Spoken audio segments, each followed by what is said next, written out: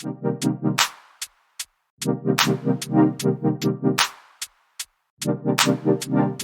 going on, everybody? And welcome to another episode of the Other Side of the Firewall podcast, where we talk about the latest and greatest in cybersecurity news, as well as we highlight those movers and shakers and glass ceiling breakers, those people of color who've made it to the other side of proverbial firewall. My name is Ryan Williams, and as always, I'm joined by Shannon Tynes and our special guest, Ieshea Hollins. Hello, how are you? Doing well.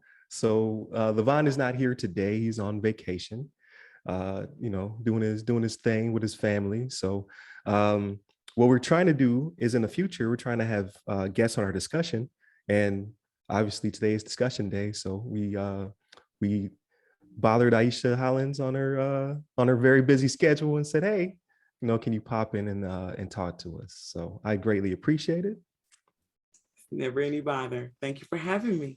So give us a little bit of your background, why you're here today. Well, thank you very much, Ryan. I am Ieshea Hollins with Direnzic Technology. I'm the founder and CEO, CISO for Direnzic Technology and Consulting. We are located in Monroe, Louisiana, as well as in Dallas, Texas. So we've had an interview with you before. Please go check that out, ladies and gentlemen. It's about an hour or so, hour and a half maybe. Like we really got into it about what you do for a living, like what a vCISO is, yes. As well as like your PMP background, how you broke into cyber, all that good stuff. So I believe the episode is actually titled Your Name. So Ieshea Hollins, definitely go check that out. And you provide training. So that's definitely why we wanted you on this specific episode. So we go into a little bit about what kind of training you do. Yes. So as you mentioned, Ryan, thank you so much. We do offer virtual Chief Information Security Officer as a service. We offer cybersecurity strategic planning, but we also offer cybersecurity awareness trainings where we get as elementary, I guess, as we'll run those tests where we'll send those out to you and we'll do those that you kind of click through and make sure that your employees are on board, all the way down to those tabletop exercises where we get those executives ready. We run those mock breaches or, a mock breach and show you what your system or how your employees will act or react in the event that, something bad does happen in your network. So we like to get you prepared. Definitely. So perfect. So you're the perfect person for this episode. So I greatly appreciate you making time to be here. Well, thank you so much. I like to think I was perfect for it. So this week, I want to do something a little bit different, a little bit more free flowing for conversation. So it was 2 weeks ago, I'm sorry, where I kind of discussed how I went on my first work trip here in Turkey, hopped in the car with somebody who's been doing, he's not a cybersecurity guy, but we're both in the military and we're always doing cybersecurity training, annual training, cyber awareness, all that good stuff. We're not in the car longer than 30 seconds and he plugged his phone directly into the car. So the audacity of this man, well, obviously it's not my phone, not my rental. That's on him. I quickly, the cybersecurity popped in me, the cybersecurity Holy Ghost. I had to tell him like what he had done was so egregious. But he just didn't put the 2 and 2 together. It's just, some of us have been doing it for a while, so we're always hyper vigilant. But for the most part, most people just don't get it. They don't put the 2 and 2 together. So I was very disheartened. So this discussion I would like to talk about. Is it working? Like, is it possible to make people aware of cybersecurity, like in their daily lives? Like, is this battle, this uphill battle, is it even possible? So with that being said, I'd like to get your guys' takes on it. Ms. Hollins, please lead off, please. Oh, you guys are so sweet. Well, I think the thing, that just kind of strikes me, because like, yes, that I probably would have screamed as well, like, no, what are you doing? I was just saying, it's like a lot of times, like even if I get a rental car, it's like my daughter will ask me as well, Mom, are you going to plug up your phone? I'm like, no, baby, we can't do that, And so, but in a lot of ways, I think training, especially when you start talking about cybersecurity, first of all, we have a very lax approach to cybersecurity training. That's the part I don't like, right? It's let's turn on a webinar and let people multitask and click through a click-through button, right? They may or may not be paying attention. It may or may not even be sinking in. But at the same time, it really kind of resonates more as something I do on my job, right? It's about, the company. It's not so much in my personal life, or that I need to protect my personal identifying information, or PII. We don't think that way. And I was having a conversation the other day, and I said, sometimes if we just walked around just humming that song, I got a feeling somebody's watching me, ain't got no privacy. Whoa. There you go. That's what we're missing. We do not equate hooking our phones, hooking up to, non-secure wireless internet access, hooking up anywhere. It's an invitation for people to come inside. You need to start thinking about it just that way. It's more than just your business. Yeah, you definitely hit the nail on the head with that one. It is one of those things, and I'll speak from the military's perspective specifically. It's one of those things where we have, cyber awareness training.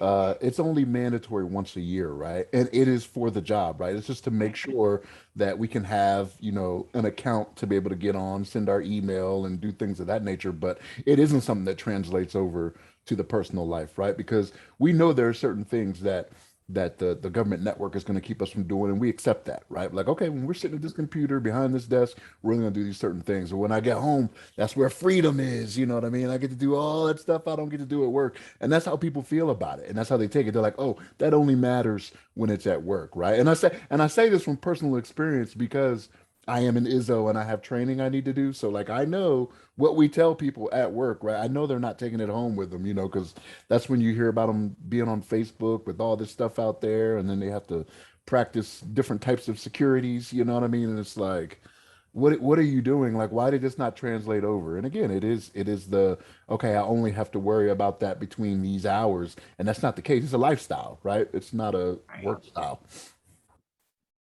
That is so true.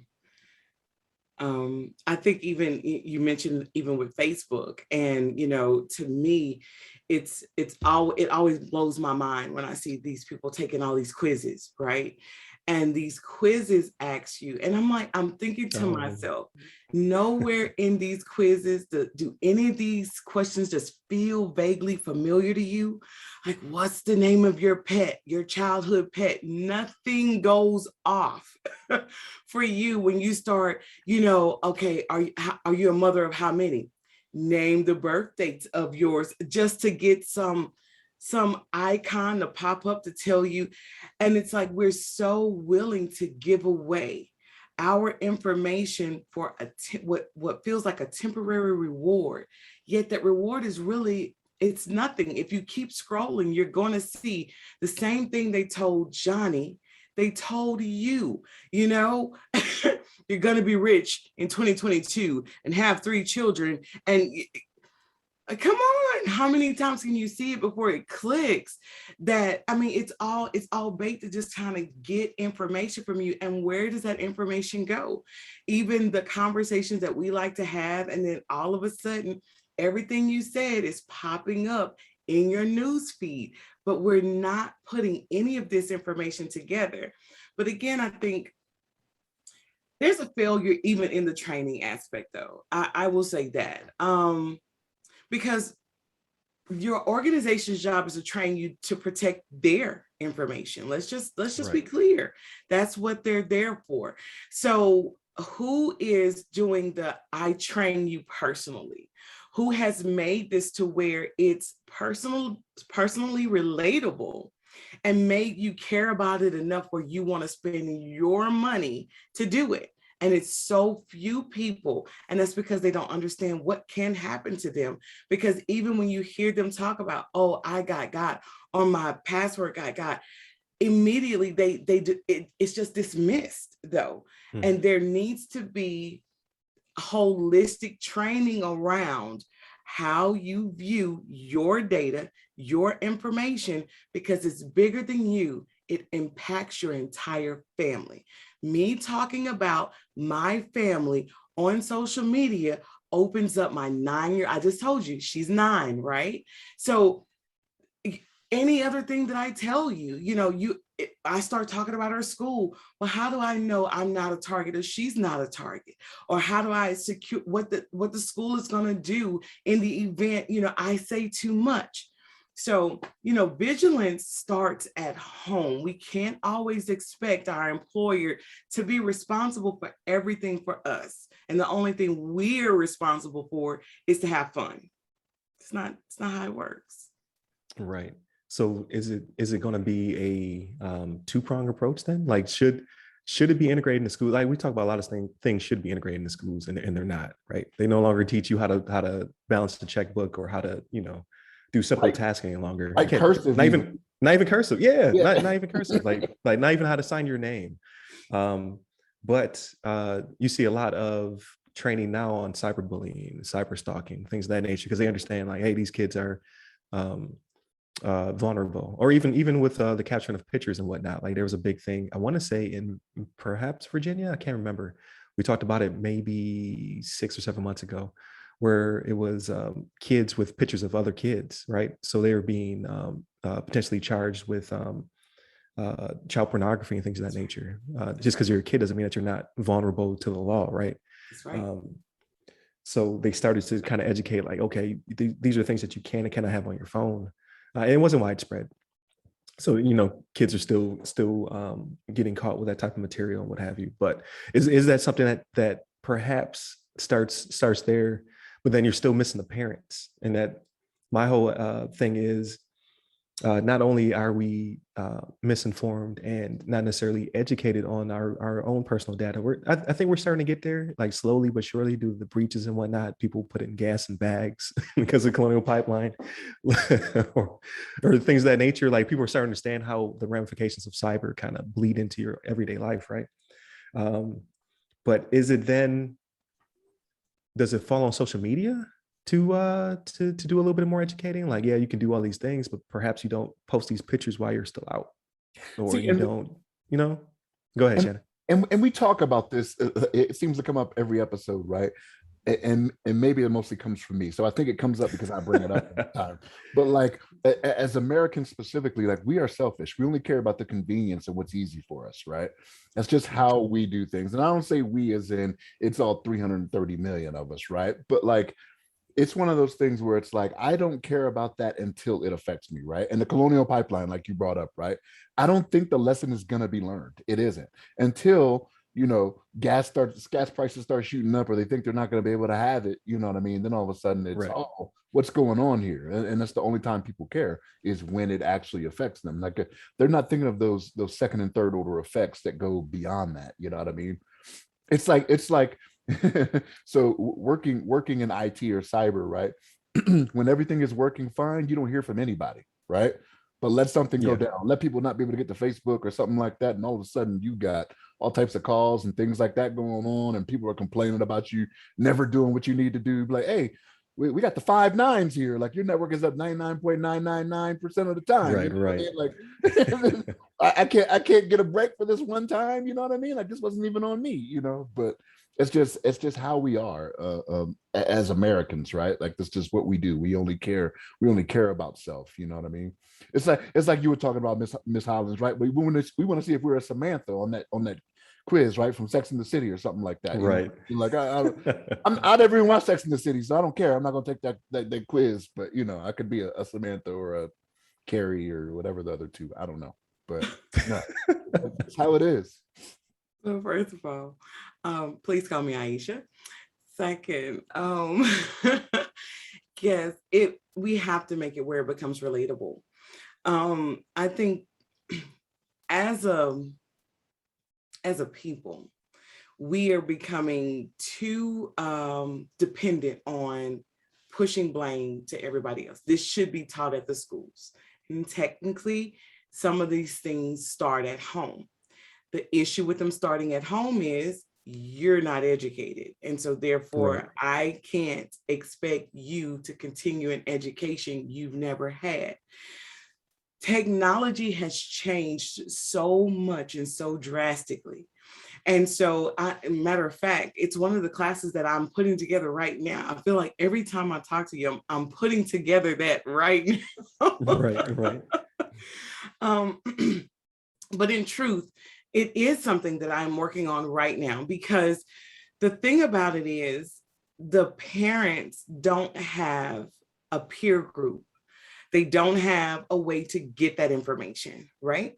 And so the children, however, they don't have that roadblock that we have. They just pick up devices and they just go, right? And we're kind of, the older we get, the more intimidated we get by tech, the more we just say, never mind. And so we're not learning, and therefore we're not giving that next generation those conversations. And then we don't have a safe place where we can sit down and together say, I don't even know what that means. You know how long we sat around looking at LOLs and BRBs before we finally asked somebody, what that mean? Trying to learn through context. And context clues. I'm gonna figure it out in a minute. I'm not going. That's going to work in a minute.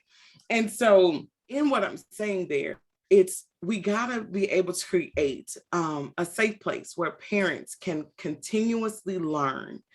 And the biggest issue there is for me to be a CISO, to have the education that I have, to do all the things that I do.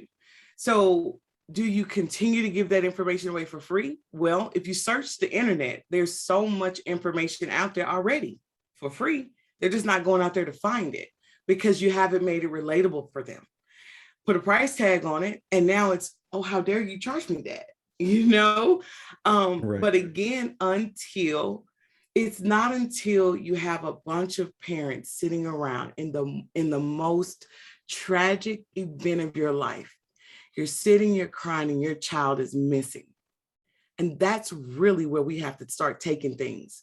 When we have to start putting it to the point, child trafficking has gotten so large, but it's been that way all the time. But I'm telling you, I recently moved to Dallas. In Louisiana, sure, we had it, but I'm talking, we're averaging 3 a day. What are we doing about things like that? You're looking up and it's a constant Amber Alert. Because again, even in the trainings that I offer, if I'm teaching on identity theft, immediately what people are going to do, they're going to laugh and they're going to say, oh, I wish somebody would steal my identity because they could just drop some extra money in my account. Yeah, hack my identity and get into Sally Mae and erase my debt. Because we think singularly. And you're not thinking about, so your identity got hacked and you're driving down the road and the police officer gets behind you and he pulls you over and he comes to your car and he pulls you out of your car to arrest you for a crime you committed April the 8th, 2008. Can you tell anybody where you were April the 8th, 2008? You can't. You immediately have to start defending yourself against data. And you don't even know where that data came from. We're not being vigilant in looking at what footprints are out there on us. When you start looking at it, and when you can bring it home like that, then we'll change about how we look at cyber education. It's bigger than just, don't put your password underneath the bottom of your laptop and walk away. Everything about you is duplicatable. and you can't control what a criminal will do with your information. And that's the message we got to get out. So with that being said, because like, so it kind of mirrors the selfishness that Shannon brought up before. Like, you're not going to care until it affects you. Yeah. And how are we going to get to that place? So like, I try not to be pessimistic about it, but like, I seen him plug his phone in without a care. Like, we're listening to Certified Lover Boy. Like, that album was not that great for you to have to breach your security to play it while we're driving around Turkey. Is it going to be?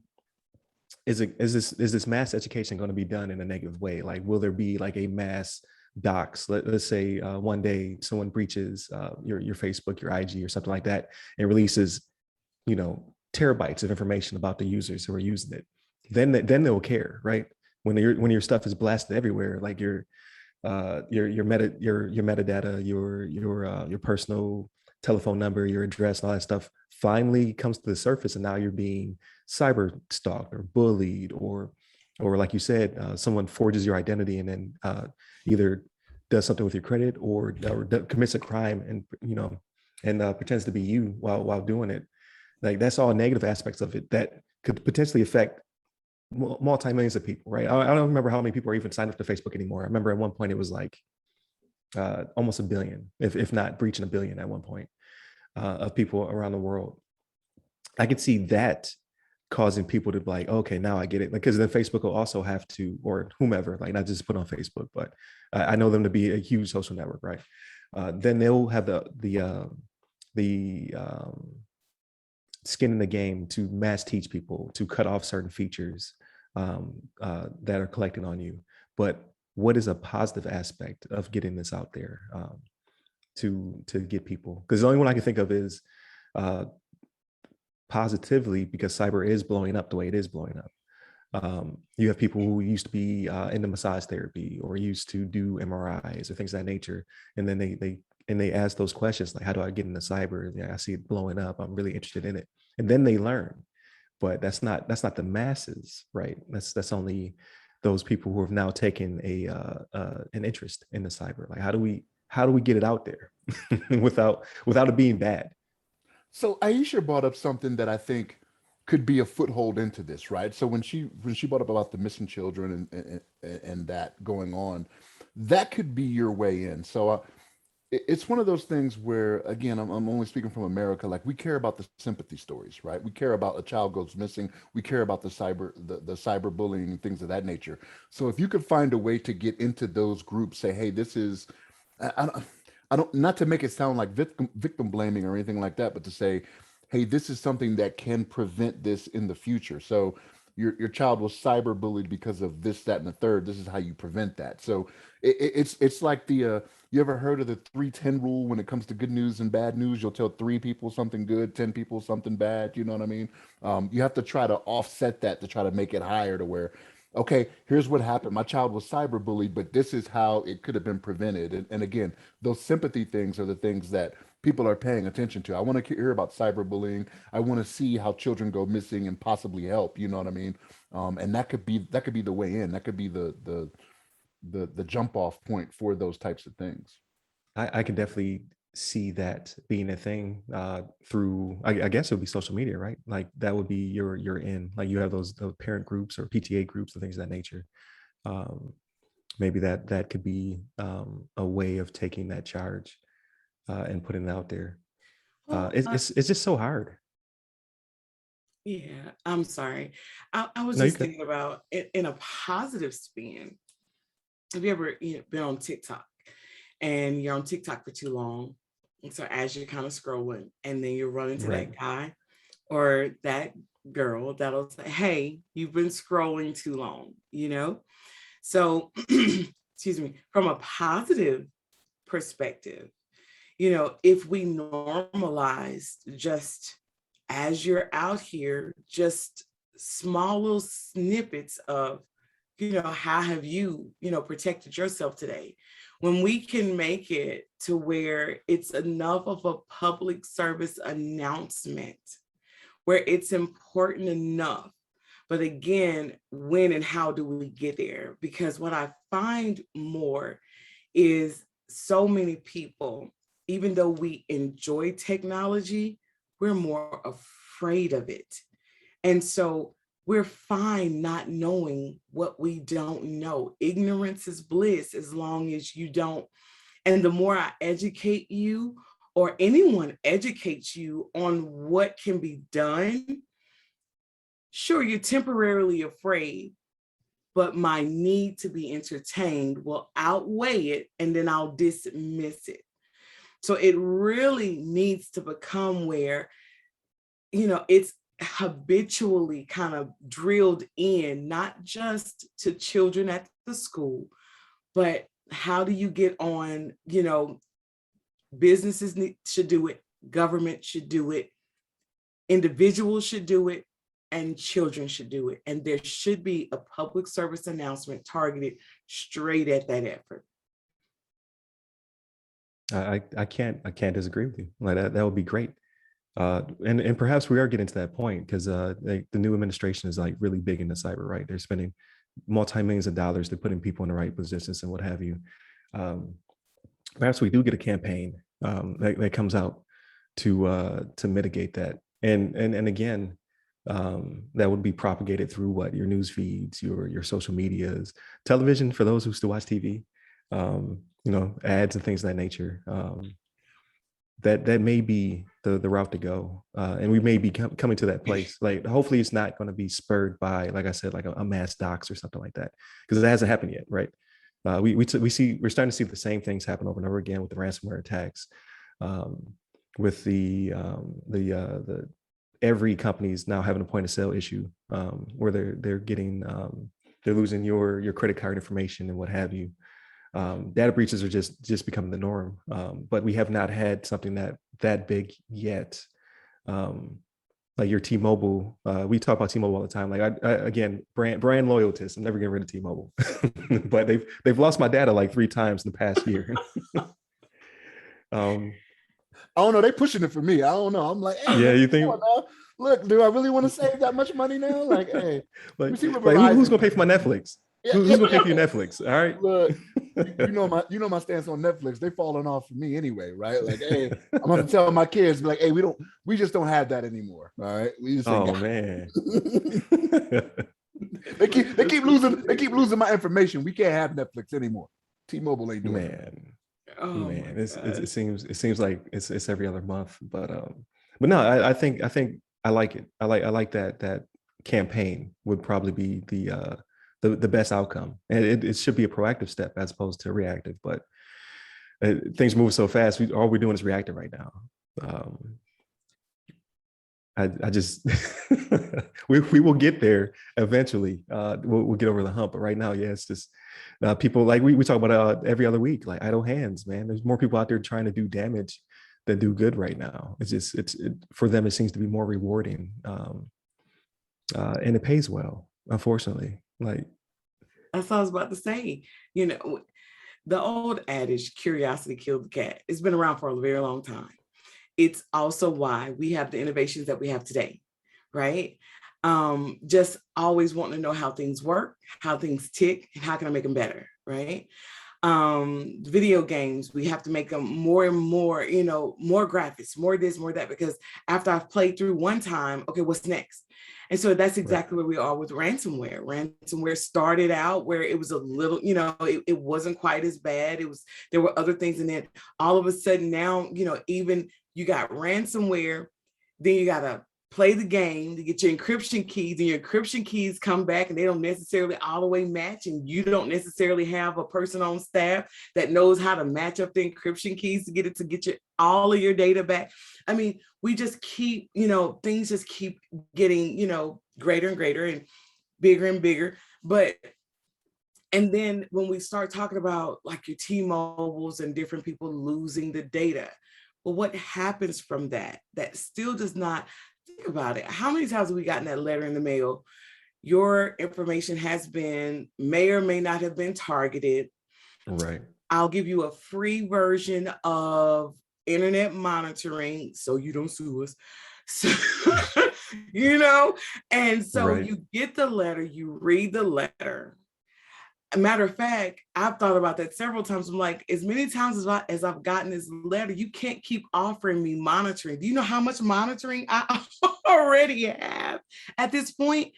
But what it does is it creates a market for companies to continue to create the software to come back and sell the businesses. But again, there's only one preventative measure that has been provided consistently to individuals. We will give you monitoring, and people don't even know how to use the monitoring. Where's Right. even the training? You gave me a letter and you offered me monitoring. You didn't even pony up and give me training for how to implement or look at the way you're monitoring. Can you at least do that? Maybe start adding that to the lawsuits as well. And maybe when they get that in the mail and then they see, okay, so the training may be a little price, may be a bit pricey, but it doesn't come out of your pocket. It comes out of the end user or the business's pocket, because they should have been more vigilant in protecting your information to begin with. But that we know, right, as doing what we do for a living, we know where that fault lies. No matter how they try to make it look like the fault really relied with the consumer. You should have been, more careful about, look at the number of people and for how long they did not go back and shop with Target, as if, but again, Right. you can change your debit cards. I mean, you could, but I mean, how many people actively did that? The whole thing that happened with Panera. You remember that guy that continued to tell him, they wrote in and said, there is a back door, close it. And the guy kept ignoring him until a breach happened. Well, then again, that issue goes back to, that was a Panera thing. So besides sending me a letter, what really happened? You know what I'm saying? And it's when we can sit and get mad enough about it. But should I have to be mad? The angry person, so no, we shouldn't have to be, but we're going to need to be. But at a minimum, train us on what it means when you got breached. What did it look like? And how can I safeguard or utilize this free thing you keep telling me that I have a million of? Right. Yeah. I think, what was my first time? My first time was Wells Fargo. Lost some data or something like that, and they gave me LifeLock. And did I ever use it? No. Because what would be the point at that point? It's already out there. It's already out there. Like it is what it is. Like you're just trying to clean up the spill, but it's already, the damage is done. But no, I do like the idea of training. Like not only does that cut into their pockets a little bit deeper to give them a vested interest to not lose your stuff, because at this point they all have agreements with the monitoring companies. Like, okay, next time we have a breach, we'll send everybody your way. But yeah, just to dig a little bit deeper, and then you inconvenience the customer a little bit by making them like, you can't log back in until you complete this training. So not only did I provide it to you, but you have to do it prior to reestablishing your account or what have you. And that does make them mad. You know what I mean? Additional 5-10 minutes before I get into my account will agitate me enough to care about what I just learned. And want to dig a little bit deeper next time. Like, okay, now you provided me training, you gave me the security and whatnot. What are you gonna do next time you lose my data? Like, am I gonna be prorated at that point or something? It's kind of like it took them a while to teach us, and not everybody knows. So I say this as if it's common knowledge, but like when you go into a bank, they've started to educate us on now, start asking for that report card, right? Give me your lender's report card so I can see, Right. who you're lending to. And maybe that's another thing that consumers can start doing. What is your cybersecurity framework? Like, how tough is it? When was the last time you were breached? Before I spend with you, when was the last time you were breached? What was what was the outreach of it? And when we start having maybe consumers walking in and asking those questions as well. The same way with the elevator. When was the last time when was the last time your elevator was checked? And there's a date and when it expires, right? So when you walk through, maybe that should be, we push that where you walk in and you see the last time they were breached. And when the last time they ran a scan or had an assessment done, when does it expire and when they have to get another one? You know what I'm saying? So maybe when we start making it, where it's common conversations that people are looking for your report card now before they spend with you, then they'll do, they'll do a little better, because it becomes, oh, wow. So I get to grade them before I go shop with them. Some people, that's, the nerds in us, we'll like that. And then others like, it doesn't matter. I'm never gonna look at, I never got on the elevator. I didn't even know they had the commission up there. Like, I ride every elevator, ain't ever looked at it. So, there are those people, because but I'm that guy, but I'm a different, I know, not everybody's like me, but I was literally just in Florida, and that's like, it drove me insane, because the date on the certification expired the day I was there. I was like, who let this expire? Open the door and let me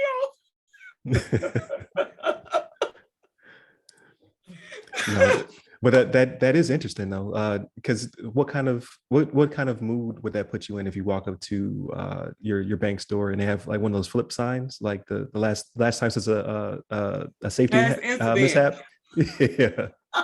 And you walk up to the door and it's like 0 or 1, and you just, 2 days ago. I'm taking my money out of here. Like that would give them a different mindset. That is very true. Yeah, we do the same thing in the military. Like at certain bases, like when's the last time it was a DUI? You know what I mean? Like you roll up to the gate and it's like 2 days ago. You're like, oh man.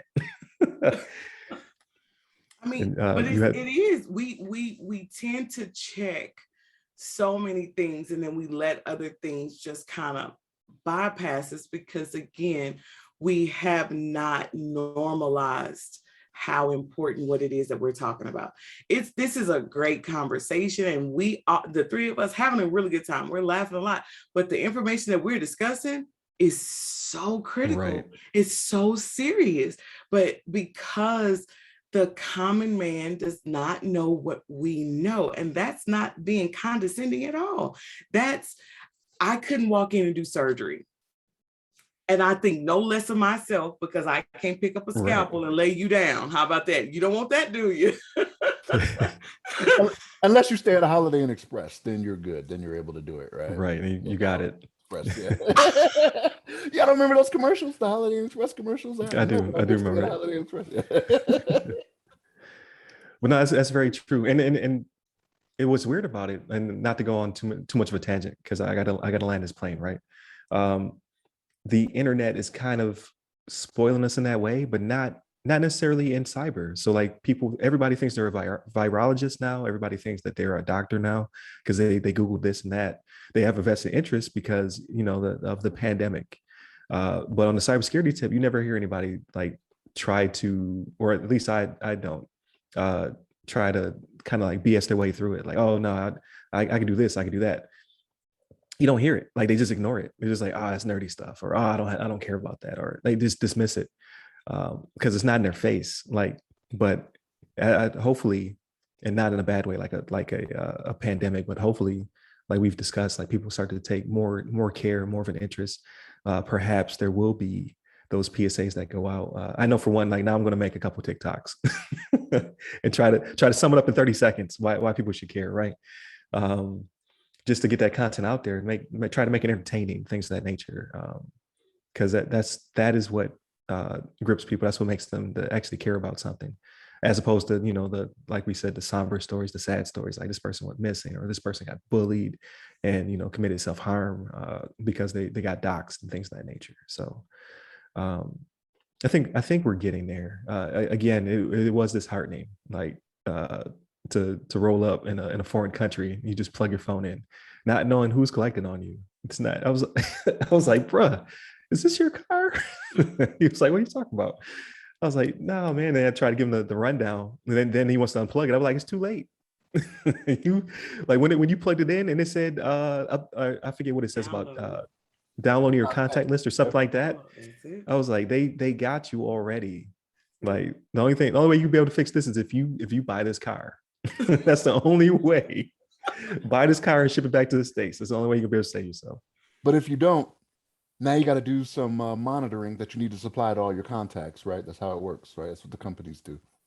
Right. Now you need to, yeah, that should be his punishment. Now you need to contact all your contacts and let them know what you've done. and provide them all LifeLock. and the subsequent training that comes with the LifeLock. There you go. But no, it's definitely a great conversation. Hopefully people, pick it apart to get those nuggets of wisdom. But I think we did a pretty good job of laying it out there. But before we go, I definitely want to ask Ieshea. So where can people find you? Like, what are you working on that they should be looking out for? Well, this is a very timely. I appreciate you having me on.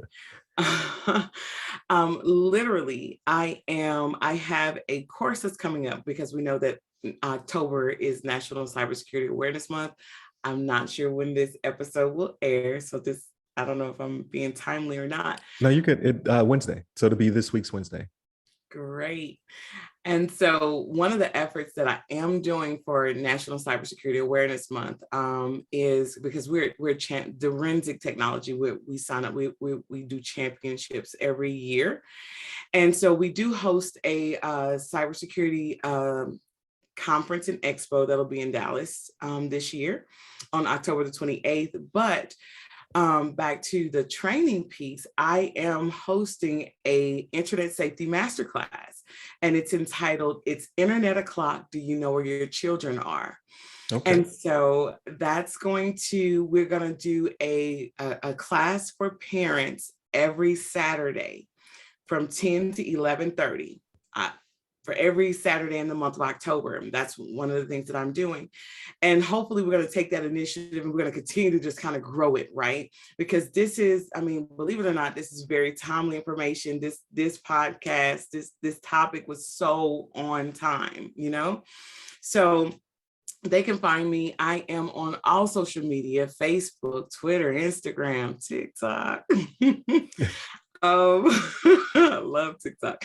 But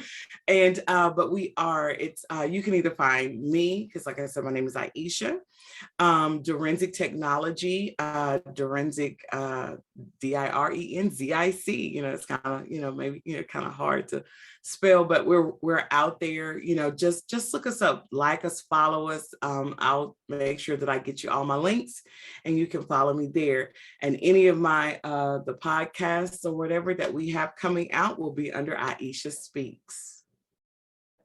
There you go. Yeah, it's always timely, right? You're always working on another project. So whenever we have you on, you always got something, which is great.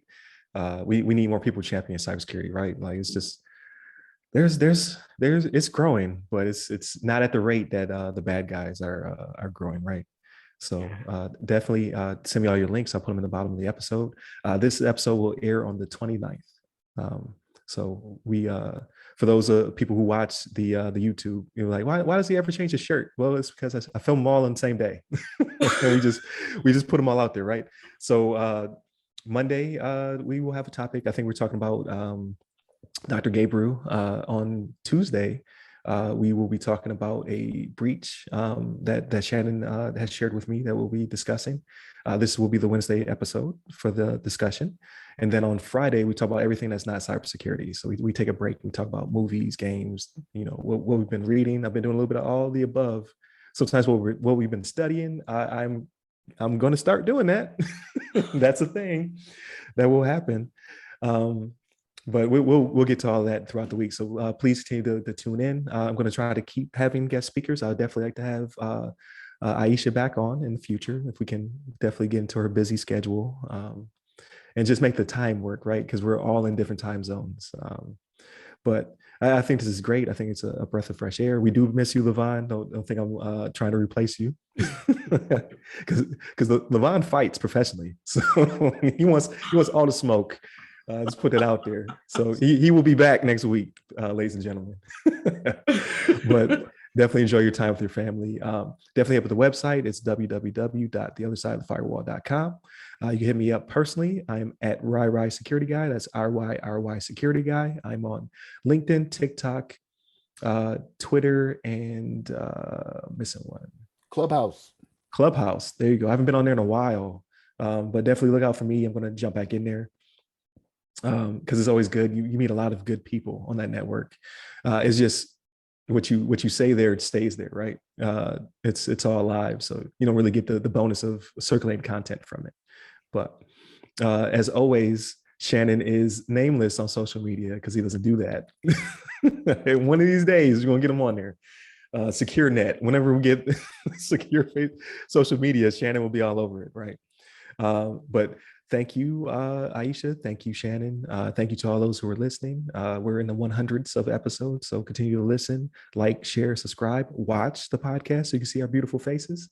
And that's it for Wednesday's episode. So stay safe, stay secure.